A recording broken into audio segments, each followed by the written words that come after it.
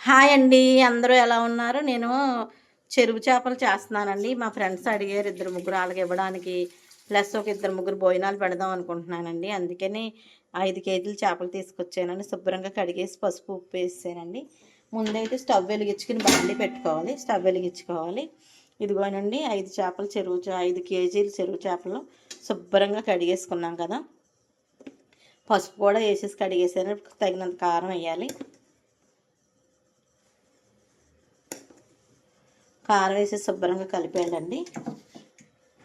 Salt కూడా వేయాలండి సరిపడా సాల్ట్ వేసి శుభ్రంగా కలిపేసుకోవాలి. పసుపు చాలా వేసాం కదా. చింతపండు చూడండి, పావు కేజీ చింతపండు, 4 కిలోల చేపలు కదా, పావు కేజీ చింతపండు నానబెట్టేసానండి.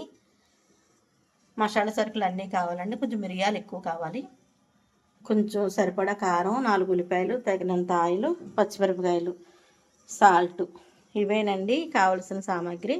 చేపల పులుసు అయితే తయారైపోతుంది. కానీ 4 వంకాయలు కూడా వేసుకుందాం. వంకాయలు తెప్పిస్తున్నాను. 4 వంకాయలు కొద్దిగా కోసుకొస్తానండి, అవి కూడా వేసుకోవాలి.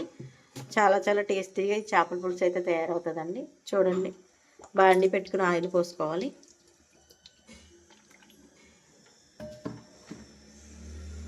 కొంచెం వేడెక్కుతుంది కదండి ఆయిల్.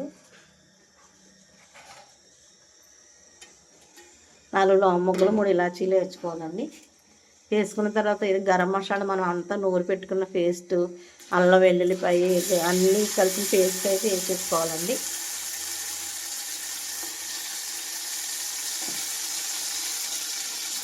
దీన్ని సిమ్లో పెట్టి దోరగా ఏగనివ్వాలి.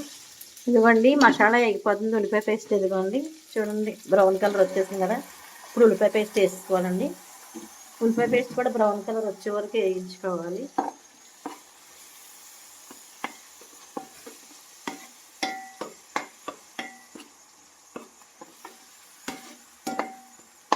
బాగా బ్రౌన్ కలర్ కావాలండి. మనం ఎప్పుడు కూడా ఎవరికన్నా పెట్టిందే మనకి తిరిగి వెనక్కి వస్తుందండి. మనం తిన్నదైతే మనకు రాదు. ఎప్పుడైనా రోజుకి ఒకరికైనా సరే భోజనం పెట్టుకోవాలి. నేను ఇలా చెప్తున్నానని కాదు, ఇందులో చాలా సత్యం ఉందండి. అసలు చాలా మంచిది. ఎవరికైనా ఒక్కరికి భోజనం పెట్టుకున్నా, అది ఎవరికైనా ఏదైనా కొంచెం సాయం చేసినా చాలా చాలా మంచిదండి. ఒక రాజుగారు ఇలాగే ఉన్నదంతా అన్నదానం చేసేస్తున్నారంట.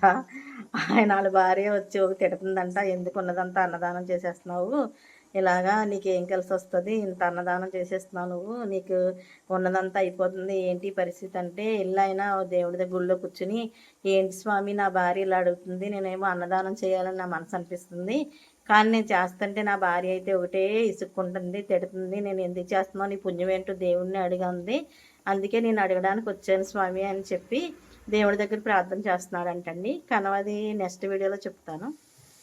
ఇదిగోనండి చూడండి, మా దొడ్లో కొద్దిగా అయితే కోసుకొచ్చేసాను. కొద్దిగా చాలా పడుతుంది కదా, అంటే ఎక్కువ 5 కిలోల చేపలు కదండి, కొద్దిగా ఎక్కువ తీసుకొచ్చేసాను. ఇందులో అన్నీ వేసేసాం కదండి, ఉప్పు పసుపు కారం. అవి దోరగా ఎగిపోయినాయి చూడండి, దోరగా ఎగిపోయింది. ఇప్పుడు ఇందులో వేసేయాలండి. ఇవి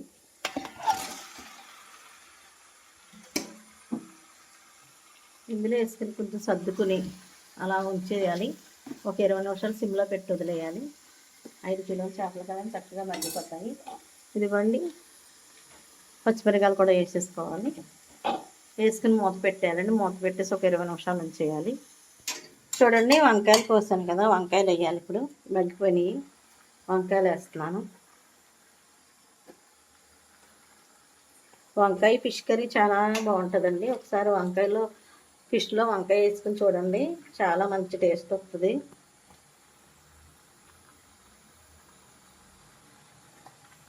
ఇలాగ ఒక 20 నిమిషాలు 15 నిమిషాల వరకు మగ్గనివ్వాలండి.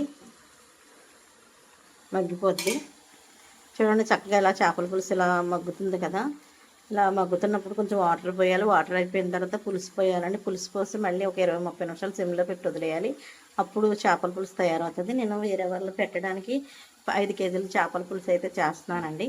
అయితే రాజుగారి భార్య అలా అంటుందని ఆయన రాజుగారు వచ్చేసి ఒక గుడి దగ్గర కూర్చుని, పరమేశ్వర ఏంటి నాకు ఈ పరీక్ష, నా భార్య ఏమో ఏమి అమ్మనివ్వట్లేదు, నాకు ఎవరికి భోజనాలు పెట్టనివ్వట్లేదు, అసలు ఇంతమందికి దానం చేస్తున్నావు, నీకు అసలు ఏం పుణ్యం వస్తుంది, ఏం వస్తుందో నువ్వు తెలుసుకోమని చెప్పి నన్ను పంపించేది పరమేశ్వర, నువ్వే నాకు దిక్కు అని చెప్పి ఆ గుడి దగ్గర కూర్చుని ఆయన ప్రార్థిస్తుంటే పరమేశ్వరుడు వచ్చి మాట్లాడాడంటండి. నువ్వు ఒక ఉజ్జయిని పట్నం అని ఒక పట్నం ఉంటుంది, అక్కడికి వెళ్తే ఒక రాజుగారు ఉంటారు, ఆ రాజుగారికి ఒక యువరాజు పుడతాడు, ఆ యువరాజు దగ్గరికి వెళ్తే నీకు సమాధానం దొరుకుతుంది అని చెప్పి పంపించాడంట. అప్పుడు ఆయన అలా నడుచుకుంటే ఎలాగ గుడిసి తగిలిందంట. అక్కడికి వెళ్ళి ఆగితే సందడిపోయిందంట. సందడిపోతే అక్కడ ఆగితే ఒక సుబ్బయ్య అని ఒక అతను కనిపించాడంట. ఆయన ఆగిపోయిందంటే నేను ఉజ్జయిని పట్నం వెళ్ళాలంటే సందడిపోయింది కదా, ఈ వేళకి మా ఇంట్లోనే మా గుడిసెలోనే రెస్ట్ తీసుకోండి రాజుగారు, మీరు పొద్దున్నే లెగిసి వెళ్దిరిగానని చెప్పి ఆ సుబ్బయ్య అన్న ఆయనకి గుడిసెలో చోటిచ్చాడంట. చోటిచ్చి ఆయన కోసం వండుకున్న అన్నం పప్పు ఉంటుంది కదా, ఏదో కాస్త అన్నం కందిపప్పు వేసేస్తే పెట్టేశాడంట. ఆ వేళ ఇద్దరు సరిసగం పంచుకుని ఆ సగం అన్నం సగం తినేసి కాసిన మంచినీళ్ళు తాగేసి ఇద్దరు పడుకున్నారంట. పడుకుంటే ఆ వేళ నైట్ కరెక్ట్గా 1 గంటకి పెద్ద వర్షం వచ్చిందంట. వర్షం వచ్చి పిడుగులు పడుతున్నాయంట. అయినా సరే సుబ్బయ్యకి బాత్రూమ్కి అర్జెంట్ అయ్యి బయటికి నడుచుకుంటా వెళ్ళాడంట. చెట్టు చాటుకి వెళ్ళి పాస్ పోసుకుని వెనక్కి వస్తుంటే పిడుగు పడిపోయి చచ్చిపోయాడంట. చచ్చిపోతే తెల్లారి రాజుగారు లేచి సుబ్బయ్య అని ఎతుకుతుంటే సుబ్బయ్య లేడు. అయ్యో ఏమయ్యాడని చుట్టూ చూస్తే ఓ దుక్కుని శవమై పడున్నాడంట.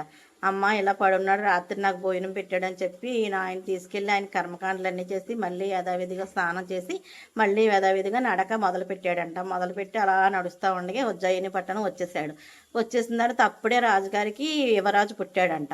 పుడితే అక్కడ భటులు ఉంటారు కదా, వాళ్ళు మా యువరాజుని చూడాలంటే ఎక్కడికి వెళ్తావు నువ్వు, యువరాజుని చూడటానికి ఇర్లేదు అనేసి అంటున్నారంట. ఏంటి వాళ్ళు యువరాజుని చూడటానికి ఇర్లేదు అంటున్నారు, ఎలాగా అనుకుంటా ఎదురుగుండగా బిల్డింగ్ ఒక అంతఃపురం ఉంటుంది కదండి, ఇందులో వాటర్ పోసుకోవాలి. ఆ అంతఃపురం ఎదురుగుండగా కొంచెం బాసీ పట్టలు వేసుకుని రాజుగారు అలా కూర్చుని ఆలోచిస్తున్నారంట. అప్పుడు పైనుంచి రాజుగారు చూసి ఎవరాయన అంటే ఒక రాజుగారు అండి, యువరాజుని చూడాలని చెప్పి వచ్చారు పొద్దున్న, మేమే లోనకు పంపించలేదని చెప్పి అన్నారంట. అంటే కాదు ఏమో ఎందుకు వచ్చారు ఆ రాజుగారు, ఒకసారి రమ్మనండి లోనకి అని చెప్పి రాజుగారు ఆర్డర్ ఇవ్వగానే భటులు వెళ్ళి ఆయన తీసుకొచ్చారంట. రాజుగారిని లోనకి తీసుకురాగానే గుమ్మాలోకి వచ్చి యువరాజును చూడాలండి అన్నారంట. అందుకని యువరాజు పుట్టిన గదిలోకి ఈయన వెళ్ళారంట. వెళ్ళగానే యువరాజు నవ్వాడంట గట్టిగా. నవ్వుతే ఈ రాజుగారు ఏంటి నవ్వుతున్నావు నన్ను చూసి బాబు అని అన్నారంట. కాదు నేను బాబుని కాదు, నన్ను గుర్తుపట్టలేదా, నా గొంతు గుర్తుపట్టలేదా అని చిన్నబాబు అడిగాడంట. అడిగితే నేను ఎలా గుర్తుపడతాను ఏంటంటే నన్ను గుర్తుపెట్టి చూద్దామంటే గుర్తుపట్టలేకపోతున్నానండి అని రాజుగారు అన్నారంట. అనగానే పక్కపక్క నవ్వి చిన్న బాలుడు, ఆ రోజు పుట్టిన బాలుడే యువరాజు చిన్నగా నవ్వి, నువ్వు నాకు నేను సుబ్బయ్యని, రాత్రి నేను చచ్చిపోయాను కదా, మొన్న నిన్న నైట్ నేను చచ్చిపోయాను కదా, ఇదిగో ఇక్కడ జన్మెత్తాను నేను నీతో మాట్లాడుతున్నాను, కానీ నేను నీకు ఒక పూట అన్నం, కొంచెం పప్పు, కొంచెం రైసు నీకు అన్నం పెట్టాను. అన్నం పెట్టినందుకే నేను ఇలా రాజుల కుటుంబంలో యువరాజుగా పుట్టాను. నా స్థాయి ఇలా ఉందంటే నువ్వు అంతమందికి అన్నదానం చేస్తున్నావు, నువ్వు ఇంకెలా పుడతావో, నీవు ఎంత రాజభోగం అనిపిస్తావో నువ్వే ఆలోచించుకో, నీ భార్యకి చెప్పుకో, నేనేం చెప్పక్కర్లేదు అని అన్నాడంటండి. అందుకని కొంచెం అన్నదానం చేసిన వాళ్ళే అంత రాజయోగంలో పుడితే, మనం రోజు ఎవరొకరు భోజనం పడితే మన బతుకులు కూడా వచ్చే జన్మలో చాలా చాలా బాగుంటాయి. పుట్టింది ఎంత సహజమో చచ్చిపోవడం కూడా అంతే సహజం. అందుకని ఈ కథలో నీతి విని అందరూ అలా ఎవరొకరు భోజనం పెట్టండి. పులుసు చూడండి ఇలా పిసికేసుకున్నాం కదా శుభ్రంగా, ఎందుకంటే ఇందులో పోసేసుకోవాలి. పోసేసి మళ్ళీ ఒక 20-30 నిమిషాలు ఉంచేయాలండి, కదపకూడదు. జాయిగా ఇలా అంటే సరిపోద్ది. చేపల పులుసు కదండి, మొక్కలు ఇడిపోతాయి. 5 కిలోల చేపలు కదా, అందరికి పంచిపెట్టాలి. చూడండి అలా ఉంచేస్తే చక్కగా దగ్గరగా ఉడికిపోవాలండి చేపల పులుసు అంతాను. తయారైపోయిన తర్వాత చూపిస్తాను.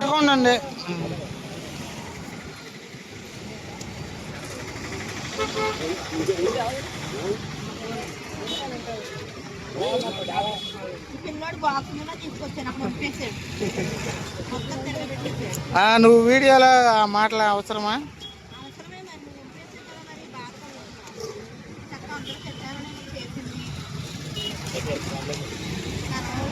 సర్లే ఇంటికాడ తెచ్చేద్దాం.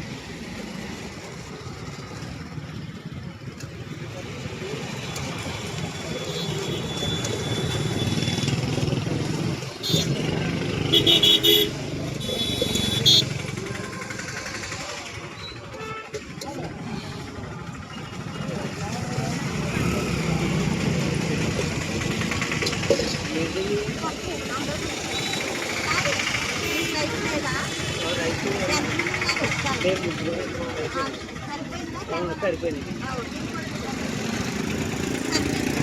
చేస్తారు